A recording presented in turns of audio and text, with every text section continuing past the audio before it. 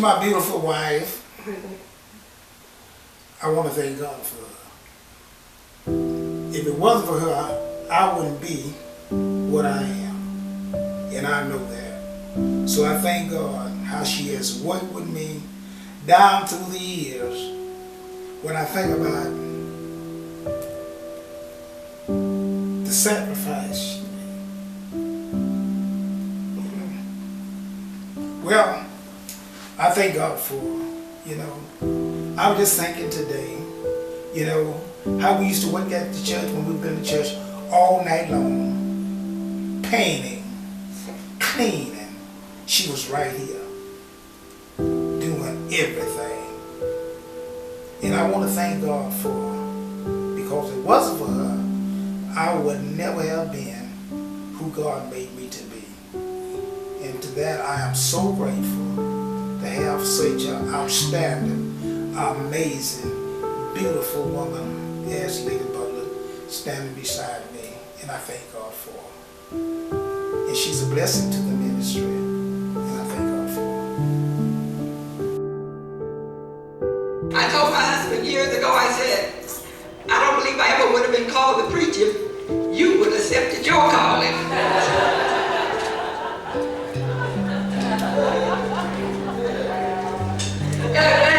I was called to preach before he was. He was running from the Lord. And I said, if you would have accepted your calling, I don't believe I would have been called into the ministry. But because you didn't accept your calling until later, God called me, because he will use somebody. Always have a ram in the bush. Amen. He will use. So he called me because I was willing, but wasn't willing, but I was available. Amen. And I did accept the call.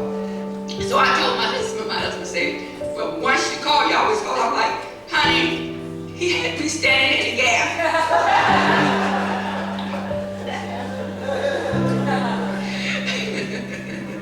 Oh, he had me standing in the gap till you accepted your calling.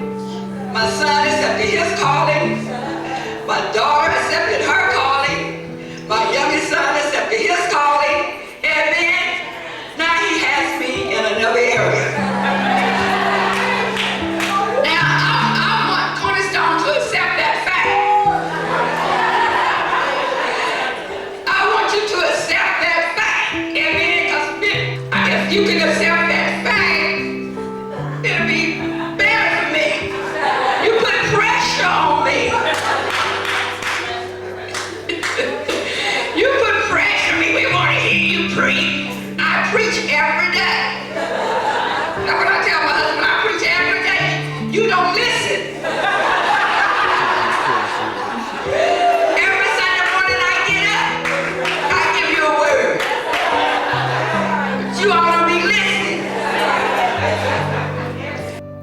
Lady Butler was an anointed woman of God who walked in faith and power. She lived a consecrated life of prayer and fasting. She was one who laid down her life as a servant, one truly called by God.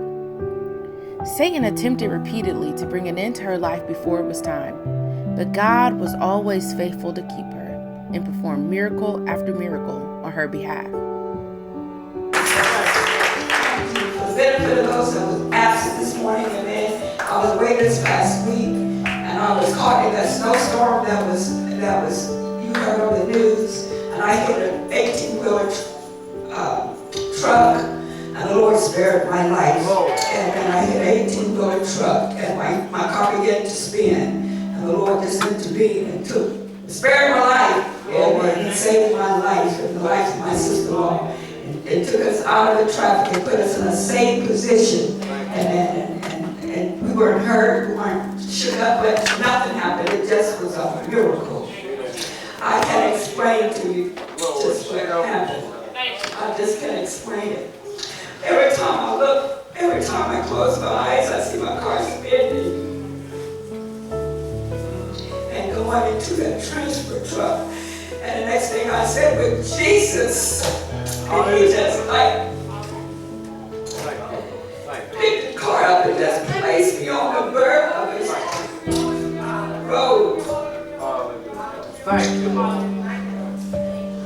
He's an awesome God.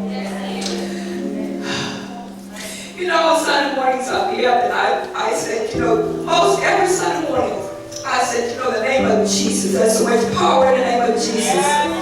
I say his name is above every name. I tell you, I say his name is above every situation. His name is above every circumstance. And all I can say when that incident happened was, Jesus, higher than I was there. Glory, mighty God. Hallelujah. I didn't think about Lord, help and Lord, earth. I just said his name, Jesus. Hallelujah. Oh, bless the name of the Lord. Hallelujah. Thank you, Jesus. Yes, he was there. Hallelujah. He was there. Hallelujah. And I'm praising. I'm thanking. I thank for the sake of my husband's life. I didn't know about the experience that he had gone through until he shared it this morning. Hallelujah. I know the devil is out. Hallelujah. But I know God has all power. Hallelujah. I know he has a greater work. Just as we got to get moving to another level. The enemy is coming saying, beware and pray. Hallelujah. Lift us up in prayer. Hallelujah. Oh, bless the name of the Lord. Hallelujah. The enemy don't want to go forward that which God has planned for this ministry. He's alive. He's the Father of lies. Hallelujah. Lady Butler loved the Lord with all her heart. She willingly offered her body as a living sacrifice to God. She was a vessel, a witness. She boldly proclaimed the word of God without fear. She spoke the truth in love.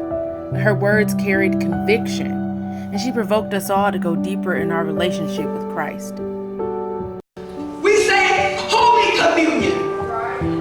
Before there can be a Holy Communion, there must be a holy people. You cannot have Holy Communion if the people are unholy. Jesus said, be holy, for I am holy.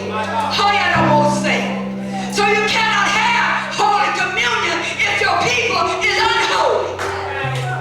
You cannot come and partake of the Lord's table if you are unclean. Thank you, Jesus. Thank you, Lord. Oh, bless the name of the Lord. There's a difference, Jesus said. Hallelujah. There's a difference. Hallelujah. There should be a difference between the holy and unholy. If you're holy, which we don't want to talk about, hallelujah, there should be, there's a way of life for you. You don't do anything. Hallelujah. You don't say anything. You don't go just any old where. You don't just lay around and wallow, hallelujah, like you don't know who you are. Hey, glory. You know that you've been purchased with the blood of Jesus. Hallelujah. Oh, bless the name of the Lord. Lady B was a giver, and she gave cheerfully. It brought her joy to bless others. She could be heard on many occasions professing that she was above and not beneath, that she was a lender and not a borrower. She had no problem letting you know she was blessed. I'm blessed. Somebody walked up and blessed me this morning, honey. I told y'all I was blessed. I'm blessed. Amen. God wants blessed. And my blessing coming financially. That's the only place I fall short. And you ain't gonna be broken every day of my life. So my finances coming. Money coming to me now. I ain't gonna show. That's right. That's why I say, kids, you gonna reach your goal. Money coming. And if you gonna reach it, you gonna exceed it. Lady Butler was indeed blessed, but we were even more blessed to have had her as our First Lady for 44 years. In the end, she had great peace, knowing that she lived a full life, one that she was proud of, a life that others could follow. I have no regrets. I don't have any regrets. My life is a life of servant ministry, helps, and this is what gives me joy. So to live my life, allow the Lord to live His life through me to benefit others. definitely, I have no regrets. I mean, I of course, there are things maybe we will do differently, but then you learn from experience. Right. You know, as you mature and know the Lord, you know, you would do things differently. As being young, of course, you make mistakes and do things that you look back and say, oh, why did we do that? How, you know, whatever. But then as far as regretting, you know, moving forward, you know, and being obedient to the Lord, no, we wouldn't want it no other We way. change nothing. Mm-mm.